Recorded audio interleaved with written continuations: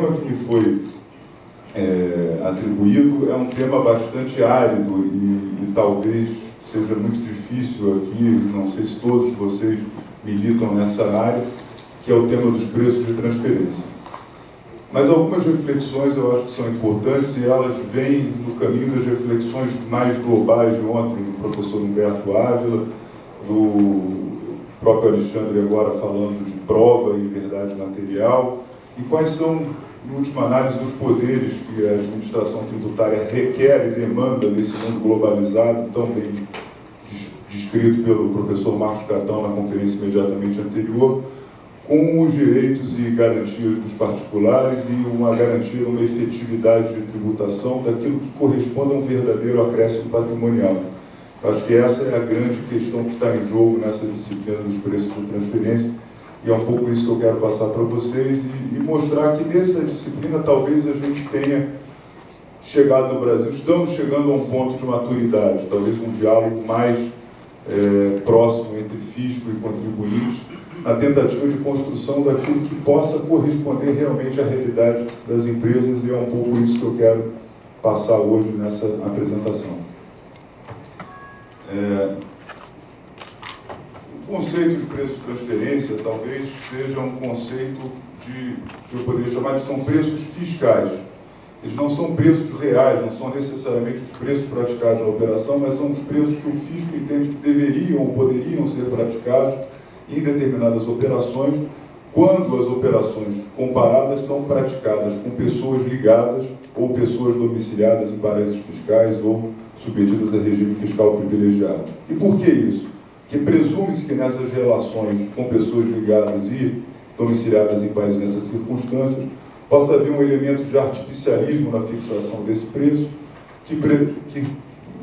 que de certa forma mascare uma tentativa de transferência indireta de receitas e lucros para jurisdições com a tributação menos onerosa.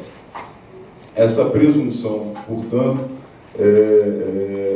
ela visa inibir o que se chama hoje, dentro do BEPS, que é o Base Erosion e o Profit Shifting, quer dizer, você está empurrando lucros, erodindo a base tributária de um país e empurrando lucros para um outro. E aí vem sempre a grande discussão brasileira. O Brasil adota os critérios da OCDE nesse domínio, ou o Brasil cria suas próprias jabuticabas? Isso é muito discutido no domínio do preço de transferência, e parece que isso ocorreu no Brasil quando a primeira lei que vem trazer, disciplinar a matéria, que é a Lei 9.430 de 96, que, contrariamente, aqui eu faço uma comparação, contrariamente ao método da OCDE, enquanto a OCDE admite uma ampla possibilidade de comparabilidade, quer dizer, a aplicação do preço de transferência é feita num procedimento de fiscalização, em que ela vai olhar os preços, vai trazer os seus métodos, e aí ela vai verificar se esses preços estão de acordo com os métodos. No Brasil você tem o princípio de tipicidade dos métodos, você tem métodos fechados determinados em lei. O preço parâmetro é aquele que resulta da aplicação do método legal. O contribuinte pode praticar qualquer preço, mas ele é obrigado, para fins fiscais, a adotar o preço obtido de acordo com um determinado método.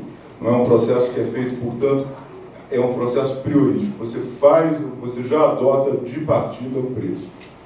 Qual talvez seja o lado positivo desse sistema brasileiro? Uma maior segurança jurídica. Eu talvez fique menos aberto a uma margem interpretativa de uma fiscalização, porque os métodos são padronizados e parametrizados. A professora Isabel fala num princípio de praticabilidade, o professor Alberto Xavier fala num princípio de tipicidade fechada dos métodos. Talvez essa formulação ela seja mais garantista, ela transmita uma maior segurança jurídica, mas, por outro lado, ela deixa de capturar realidades de mercado, né? Porque a lei ela não consegue descrever todas aquelas realidades. E, portanto, há necessidade de se torne imperativo um diálogo permanente do contribuinte, do particular, com o Estado, nesse sentido de demonstrar que as situações concretas da vida elas não necessariamente correspondem àquela formulação idealmente prevista na lei. Também, dentro do conceito do OCDE, o conceito de partes vinculadas é mais restritivo que o Brasil, e não existe no Brasil, embora comece a atender Acho que na prática o que está acontecendo é de certa forma isso. Os Advanced Price Agreements, quer dizer, a possibilidade de você antecipadamente negociar com o fisco um determinado acordo para a fixação desses preços. Essas grandes discussões, elas, quer dizer, a lei base dos preços de transferência é a Lei 9.430 de 96, e houve um longo período de aplicação a lei de 96, as primeiras fiscalizações começaram a aparecer alguns anos depois, o próprio aparelhamento do fisco para o conhecimento da matéria é uma coisa relativamente mais recente, dizer, e houve um desenvolvimento prático da questão, e ela aparece numa medida provisória 563 de 2012, que traz talvez agora um quadro de alterações no sistema. E essa MP 563, na própria sua exposição de motivos, ela visa justamente reduzir a litigiosidade, adequar as situações concretas, quer dizer, ela é uma medida, na verdade, propositiva, que ela foi muito trabalhada pela sociedade civil, né, pela própria iniciativa privada, e na Lei de Conversão 12.715, depois alterada pela 12.766, houve alguns avanços importantes no sistema. Acho que ainda há avanços que devem seguir. Eu gostaria de passar diretamente, talvez, para o... Esse quadro aqui são as principais inovações que eu listei, né? É a questão da opção pelo melhor método, o momento em que você, até que momento você pode fazer essa opção, novas regras na deduzibilidade de juros de contratos de mútuo, e agora, talvez o ponto mais importante dessa nova lei, que é a criação de novos métodos para importação e exportação, especificamente das chamadas commodities. Vou voltar a elas. Também alterações ao método PRL, que era o preço de revenda menos lucro, em que havia margens mais estreitas de lucratividade, em que essas margens foram modificadas muito em função da natureza da atividade. Alterações ao PIC, a inclusão de determinadas da operação back-to-back e novas normas de safe harbor. Então, são basicamente essas 7 pontos principais, as principais inovações que eu queria falar. Não sei se vou conseguir cobrir todas, e por isso vou direto para a das commodities, que me parece ser a mais importante hoje para o Brasil. Depois a gente, se for o caso, volta a alguma.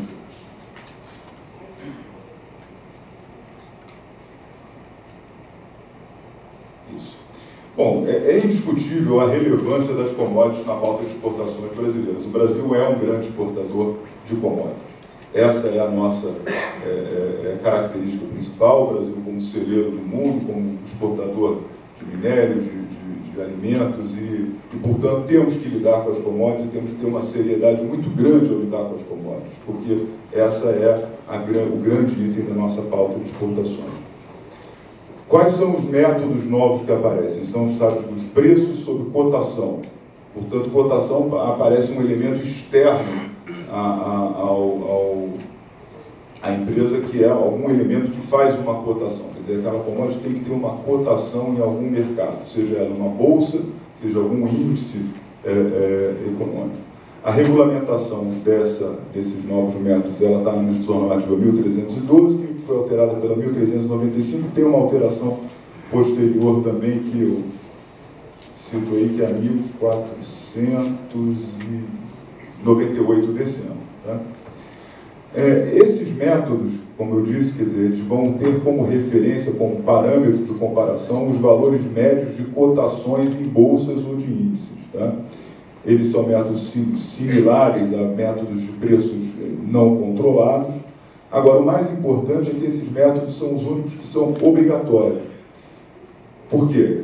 Em relação aos métodos de preço de transferência, a lei permite uma opção pelo melhor método. Eu posso pegar 3, 4 métodos, aplicá-los e ver qual é o que me dá um preço melhor, seja a importação ou me dá uma despesa, um preço menor na importação, uma despesa maior, e eu adotar esse método, o método melhor. No caso das commodities, não. Aqui, se eu importar commodities, se eu exportar commodities, eu só posso usar esse método. Então, passa a ser o único método realmente obrigatório. No momento da edição da medida provisória, o legislador entendeu, bom, existe uma cotação, aquilo é uma bolsa, todo mundo que compra ou vende vai chegar naquela bolsa, vai comprar ou vender por aquele preço, então simplesmente eu vou fazer uma referência direta àquele preço. Então, se a cotação da soja é de $100 a tonelada, vai ser $100 a tonelada e pronto. Só que o mundo das commodities é muito mais sofisticado do que o legislador, naquele momento, pensou. Legisladores e o próprio Poder Executivo, na verdade. Primeiro, os preços em bolsa não são homogêneos. Se eu estou negociando suco de laranja, eu tenho suco de laranja da Flórida, eu tenho suco de laranja do Brasil, eu tenho suco de laranja que tem uma determinada concentração ácida, o outro que tem uma outra determinada. Se o minério de ferro que eu estou negociando ele tem um teor de pureza que é diferente do teor de pureza de outro, e por aí vai. O arroz é o arroz arbóreo, o arroz basmati, o arroz... Tem de tudo, quer dizer, a commodity ela não é um item totalmente homogêneo. Então isso já é um furo muito grande no sistema, porque eu tenho que ter ajustes em relação à qualidade do produto e à sua própria natureza, porque a soja não é uma só soja, tem várias categorias. Outra questão importante é o frete. O frete é um dos itens mais relevantes na fixação do preço nas exportações, e essas bolsas, quando elas estão transacionando, elas colocam o preço do produto com o frete incluso. E o exportador vende FOB. Portanto, o elemento do frete é um elemento que afeta a cotação do preço em bolsa. Também são várias questões agora de qualidade do produto, que eu já referi, procedência do produto, percentual de pureza, que fazem necessidade de ajustes. E, por fim, a própria margem de intermediação. É muito comum, dentro dos grupos multinacionais, que a concentração das exportações sejam feitas ao nível de traders globais, que vão comprar essas commodities dos países e vão dentro da sua própria ajuste de estoques, que eles vão poder fazer, eles vão vender para cá, vão vender para lá e vão, evidentemente, necessitar de uma margem de intermediação. Portanto, esses ajustes, não adianta eu ir direto para o preço em bolsa e comparar, eu tenho que levar em consideração uma série de fatores que são muito importantes. E essa consideração desses fatores, ela acabou sendo levada pelos players do setor ao governo e alguns ajustes foram considerados. São os ajustes de prazo de pagamento, quantidades negociadas, influências climáticas, custos de intermediação, custos de desembarque, etc, etc, etc. E além também dos ajustes nos prêmios de mercado, porque nessas commodities é muito comum as partes celebrarem contratos de opção de compra, opção de venda das commodities para garantir um determinado fornecimento a longo prazo, e esses prêmios também têm que ser levados em consideração. Agora, como fazer esse ajuste com tantos itens? Existe hoje uma demanda muito grande do mercado, tentativamente em função da natureza das commodities, do produto vendido, que esse ajuste seja um percentual fixo. Um redutor de 20% do preço em bolsa, um redutor de 30% do preço em bolsa, um lucro presumido aí presume-se um percentual. Porque você fazer esses ajustes item a item, grau a grau, é muito complicado. Tá? Outra coisa importante, também uma crítica, é que o preço em bolsa está sujeito a pico especulativo.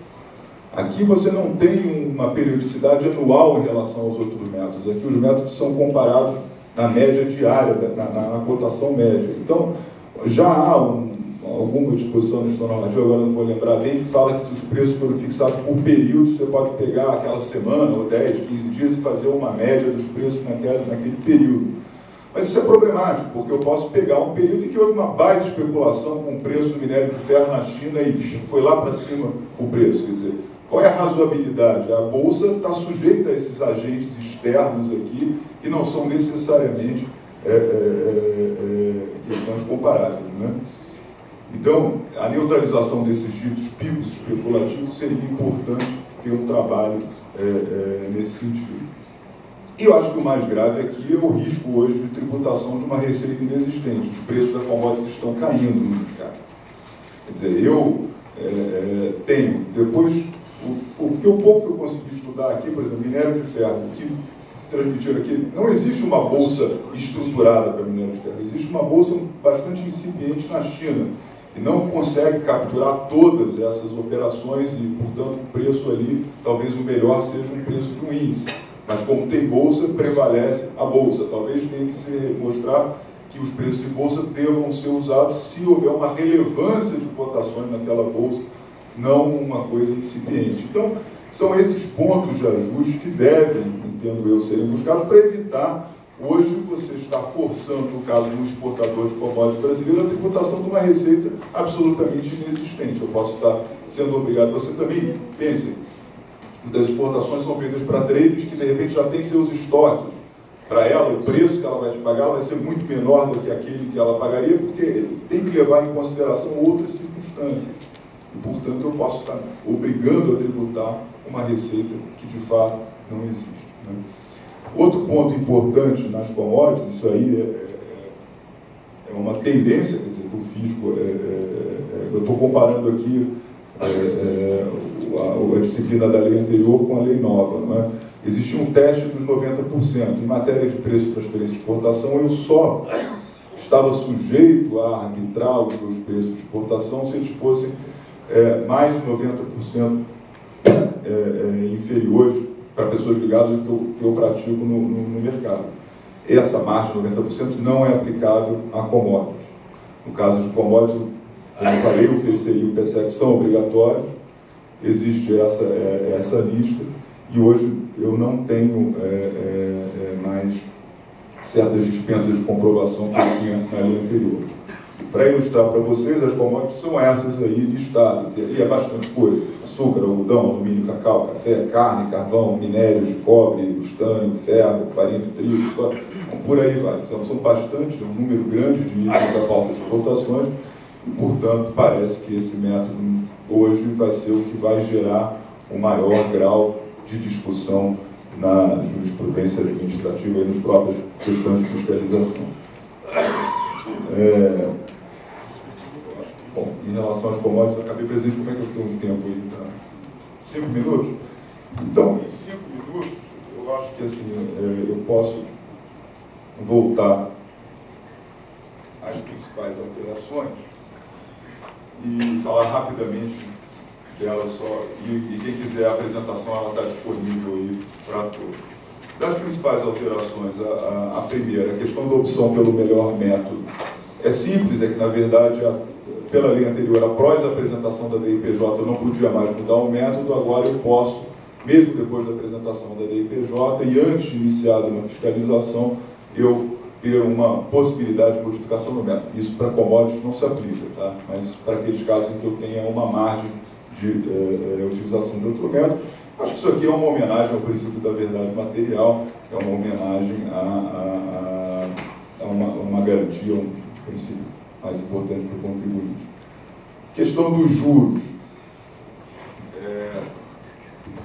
Existe uma disciplina que antes, a disciplina anterior, não aplicava o preço de transferência a contratos que fossem registrados no Banco Central, porque se presumia que o Banco Central teria um trabalho, de certa forma, de verificação daquela taxa de juros, se ela correspondesse a uma taxa de mercado.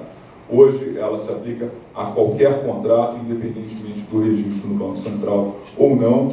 Agora, existe uma modificação nas taxas de juros aceitas. Hoje, você tem uma taxa fixada pelo ministro da Fazenda e spreads variáveis em função da natureza do título. Isso aí está explicado. O interessante é que existem outras circunstâncias que talvez sejam importantes a serem levadas em consideração: riscos cambiais, títulos de crédito, natureza do título de crédito, a situação do mutuário, fatores internacionais, etc., para a fixação dessas taxas. Depois, depois a questão das commodities, que a gente já viu. PRL, agora, eu tenho margens de lucros diferenciadas, essa é a principal alteração para certos setores da economia. Eu tenho 40% para produtos farmacêuticos, produtos do fumo, equipamentos, etc. Uma margem de 30% para outros produtos e a margem geral de 20%. A crítica aqui, eu acho que é em relação a quem pede ganha, não é? Quer dizer, será que o estabelecimento dessas margens aqui, quem fez o lobby, a indústria que foi lá e demonstrou que sua margem é maior, está ganhando essas margens maiores e aqui eles estão ficando em 20%. É importante, eu acho, uma ação concreta da sociedade em relação a esse ciclo. Bom, e outras coisas são menos relevantes, os preços independentes, back-to-back, safe harbor, quem tiver interesse está aqui na apresentação. Presidente, desculpa o excesso do tempo e muito obrigado pelo